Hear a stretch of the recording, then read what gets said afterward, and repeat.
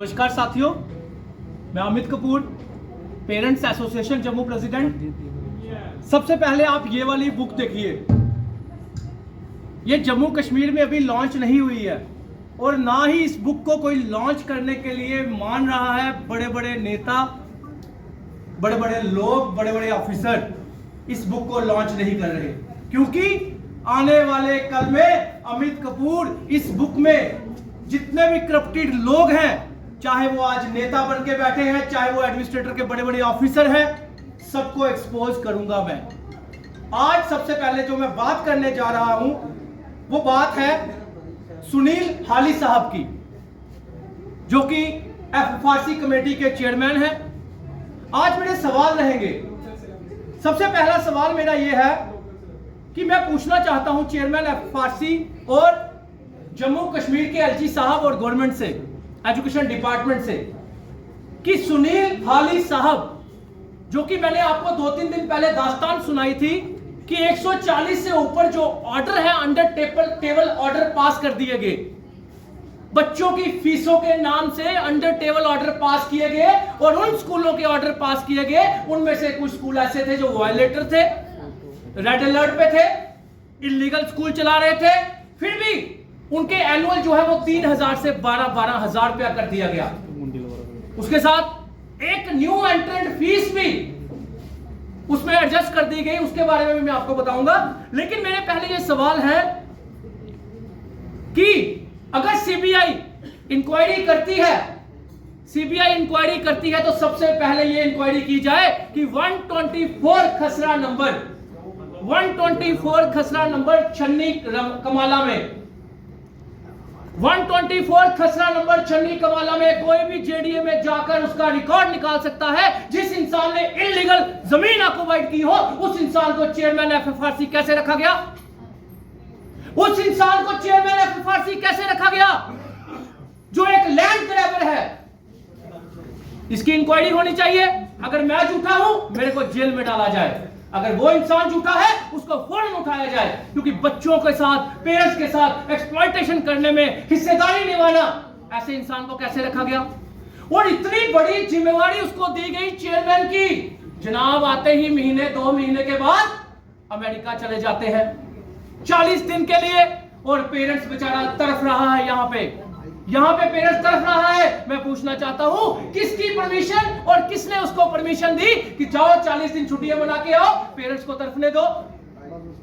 तीसरा मेरा सवाल, मैं आपको बताना चाहता हूं कि इसमें एफएफआरसी में मेंबर कौन कौन बिठाए गए हैं।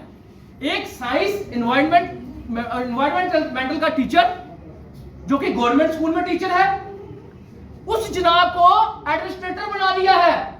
वो एंजॉय कर रहा है। उसकी ट्रांसफर एजुकेशन डिपार्टमेंट से कितने साल पहले हो चुकी है, उसके बाद भी वो स्टे लेके बैठ गया। ऐसी कौन सी मजबूरी, ऐसी कौन सी उसको खुशी मिल रही है? यहां पे खुशी क्या मिलती है? नेक्सस, अंडर टेबल ऑर्डर में हिस्सेदारी, स्कूलों के साथ सेटिंग। उसके बाद चेयरमैन साहब कहते हैं, चेयरमैन साहब ने एक कारनामा हो तो मैं बताऊं। फाउंडेशन वर्ल्ड स्कूल कश्मीर का एक स्कूल है, जिसको सीईओ कश्मीर बडगाम ने उसको इलीगल करार दिया, डीसी ने इलीगल करार दिया, डायरेक्टर एजुकेशन कश्मीर ने इलीगल करार दिया, और उसको फेक कैम्ब्रिज के नाम से, फेक लाइसेंस के नाम से वो कैम्ब्रिज स्कूल चला रहा था, जिसने 100 करोड़ रुपया 2015 से 2024 तक इलीगल कमाया। उसको भी जनाब चेयरमैन एफएफआरसी उसके साथ दोस्ती निभाते हुए उसकी फीस फिक्स कर दी जाती है, और बोला जाता है कि इस बेचारे को डी रिकॉग्नाइज नहीं करो। अगर तुम रिकमेंड किया जाता है कि आप इसको, अगर डायरेक्टर एजुकेशन कश्मीर को बोला जाता है आप इसको एक काम कीजिए रिटर्न में, अगर आप इसको कर सकते हो तो रजिस्ट्रेशन दे दीजिए। मैं ये पूछना चाहता हूं, चेयरमैन साहब ही क्यों बड़े बड़े स्कूलों के साथ दोस्ती करके उनके इलीगल ऑर्डर अंडर टेबल पास करते हैं? और सबसे बड़ा सवाल कि एजुकेशन डिपार्टमेंट में टीचर का क्या काम? डायरेक्टर एजुकेशन जम्मू के ऑफिस में मैक्सिमम स्टाफ जो है वहां पे टीचर बिठाए गए हैं, जो वहां पे ऑफिसर बिठाए गए हैं डायरेक्टर एजुकेशन के नीचे, उनके जो हस्बैंड है वो कहीं सेक्रेटरीट में लगे हैं या एलजी साहब की एडमिनिस्ट्रेशन में है, इसलिए सिफारशी लोग वहां पे बिठाए गए हैं। पेरेंट्स की कंप्लेंट कोई सुनता नहीं। अब मैं बात करूंगा चेयरमैन एफएफआरसी में, मेरी डिमांड है कि सीबीआई इंक्वायरी हो और चेयरमैन साहब ने जितने भी ऑर्डर ये पास किए हैं सबसे पहले उनको हटाया जाए। एक लैंड ग्रैबर को एफएफआरसी कमेटी के मेंबर कैसे बनाया गया? अब मैं उनके सवालों के जवाब दूंगा। उन्होंने कहा था कि अमित, हाँ एक चीज और, ये जो बुक आपको दिख रही है ना, ये बुक मैंने नहीं लिखी। इस बुक में भी सुनील हाली साहब की करतूतें इसमें है, कारनामे इसमें है। चैप्टर नंबर 6 में सुनील हाली साहब की गाथा दी गई है कि कैसे जब वो जस्टिस थे तब उनको इलाहाबाद ट्रांसफर किया था, क्यों किया था, क्या कंप्लेंट आई थी और आईबी ने उसमें कंप्लेंट में पुष्टि की थी कि हाँ जो कंप्लेंटें आई हैं उसमें कुछ सच्चाई है, इसीलिए चीफ जस्टिस ने इनको ट्रांसफर किया था इलाहाबाद, जहां पे 56 जजेस ऑलरेडी थे, 57 को साइड पे बिठा दिया। ऐसे इंसान को वहां तब भी कौन सी मजबूरी आन पड़ी, इसको एफएफआरसी कमेटी का चेयरमैन बनाया और इस इंसान ने आते ही मनमानी कर दी। अब मैं वो कह रहे थे कि अमित कपूर जो है वो, उसकी जो पेरेंट एसोसिएशन है वो रजिस्टर्ड नहीं है। सबसे पहले मेरी पेरेंट एसोसिएशन रजिस्टर्ड है, लास्ट 4 सालों से मैं लोगों को अवेयर करता आ रहा हूं। एक दूसरा उन्होंने सवाल किया कि सारे स्कूल जो है वो tuition fees, annual fees, transport fees ले सकते हैं। स्कूलों का एजेंट बनकर उन्होंने लोगों को मिसगाइड किया। अगर वो एजेंट नहीं होते तो ये बात कहते कि कोई भी स्कूल एफएफआरसी के अप्रूवल के बिना कोई फीस नहीं ले सकता, कोई इंक्रीज नहीं कर सकता। उनको ये बात कहनी चाहिए थी, लेकिन उन्होंने नहीं कहा। वो एजेंट बनके, स्कूलों के एजेंट बनकर लोगों को मिसगाइड किया और उसके बाद उनका कहना था कि अमित कपूर का बैकग्राउंड चेक किया जाए, अमित कपूर की एसोसिएशन चेक की जाए। एसोसिएशन तो मैंने आपको बता दी। मैं आपको पूछना चाहता हूं, एक पब्लिक सर्वेंट को क्वेश्चन करने के लिए क्या इस एसोसिएशन की जरूरत मुझे है? पब्लिक सर्वेंट को तो कोई भी क्वेश्चन कर सकता है, पब्लिक सर्वेंट को कोई भी क्वेश्चन कर सकता है, पूछ सकता है भाई तूने कैसे गलत काम किया। और फिर कहते हैं अमित कपूर का बैकग्राउंड चेक किया जाए। तो भाई साहब, मेरी ऑलरेडी शादी हो चुकी है, मेरे 2 बेटे हैं, वो बड़े अच्छे स्कूल में पढ़ते हैं, ईमानदार स्कूलों के पास वो बच्चे जाते हैं, तो मेरा बैकग्राउंड चेक मत कीजिए, अपना बैकग्राउंड चेक करवाइए।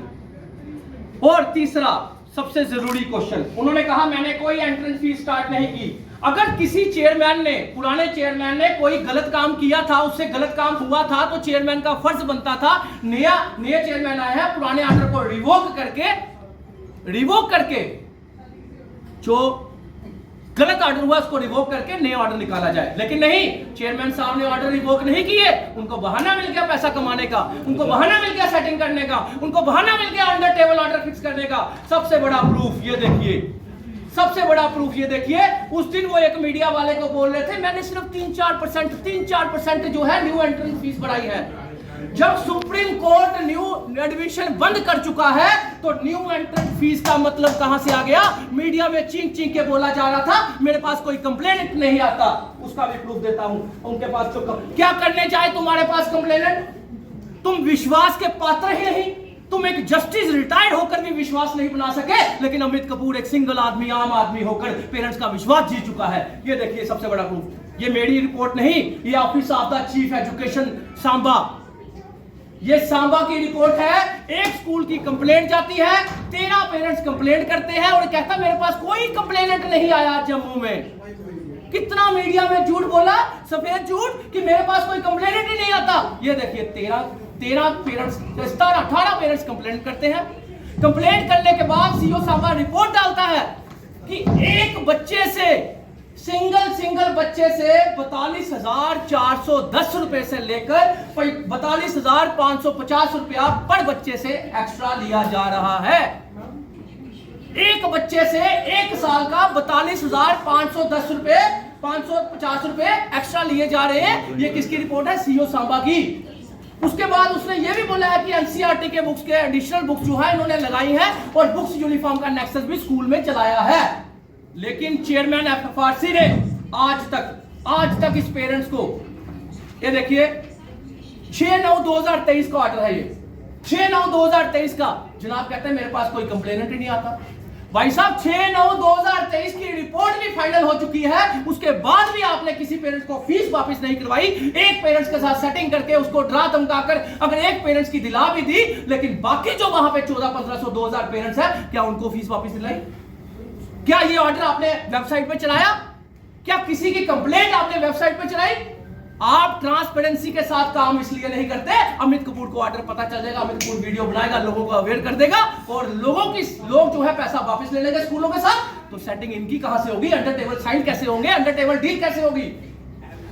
उसके बाद चेयरमैन साहब कहते हैं कि हमारा बुक्स के साथ कोई लेना देना नहीं, यही कहा उन्होंने। अब मैं आपको बताता हूं, कोई भी एक आदमी आ जाए, मैं कह रहा हूं कोई भी ऑर्डर ले लीजिए आप, कोई भी FFRC का ऑर्डर है, इसमें लिखा गया है कोई स्कूल जो है वो बुक्स यूनिफॉर्म चेंज नहीं कर सकता, ठीक है, बुक्स यूनिफॉर्म चेंज नहीं कर सकता, इसमें साफ साफ लिखा गया है। FFRC कमेटी के ऑर्डर में, हर एक फीस फिक्सेशन कमेटी के ऑर्डर में लिखा होता है कोई स्कूल बुक्स और यूनिफॉर्म सेल नहीं कर सकता।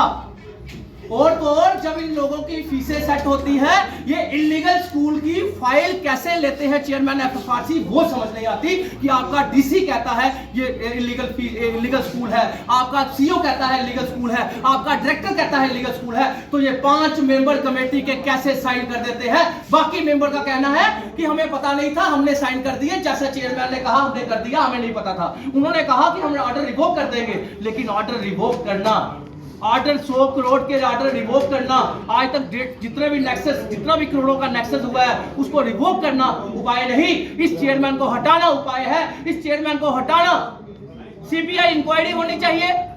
CBI इंक्वायरी के बाद पता चलेगा कि इस इंसान की प्रॉपर्टी भी मैं कह रहा हूं, इसकी प्रॉपर्टी का भी ब्यौरा होना चाहिए, क्योंकि जस्टिस के टाइम भी इस इंसान ने लैंड ग्रैब की थी, इलीगल ऑक्युपाइड की थी JDA की, तो इसको किसने बनाया? चेयरमैन FFRC, किसने इसको बनाया? यही मैं कहना चाहता हूं। और हां, अगर मैं आपके चैनल के माध्यम से चैलेंज करता हूं चेयरमैन सुनील हाली साहब को, आ जाओ मीडिया में, मेरे सामने आ जाओ मीडिया में। आप उन मीडिया को इंटरव्यू देते हो जो आपको क्वेश्चन नहीं कर सकते, आप उन मीडिया को इंटरव्यू देते हो जिनको शायद सारी चीजों का नहीं पता। अगर आप मीडिया के सामने मेरे साथ डिबेट पे आते हैं, मैं चैलेंज करता हूं, अगर मैं गलत निकला मुझे जेल में ठोक दीजिएगा, अगर ये इंसान गलत निकला इसको कड़ी मैं कह रहा हूं जहां पे भेजना होगा भेज दीजिएगा, यहां से निकाल दीजिएगा, पेरेंट्स को बचा लीजिएगा।